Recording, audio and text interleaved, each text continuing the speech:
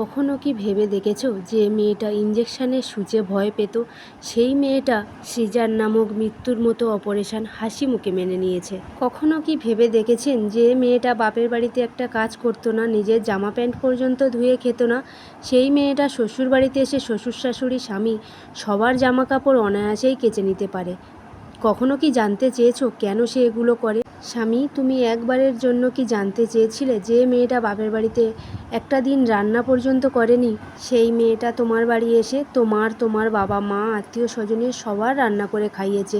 ওই উনুনের ধারে বসে উনুনের কাঠের ধোঁয়ায় চোখ মুছতে মুছতে কান্না করতে করতে শুধুমাত্র ভেবেছে সে স্বামীকে আপন করে সব কিছু হাসি মুখে মেনে নিতে পারে যদি তার স্বামী ভালো হয়, যদি তার স্বামী তাকে বলে যে তোমার জন্য তো আমি আছি, তোমার আর চিন্তা কিসের, তোমাকে আমি অনেক ভালোবাসি।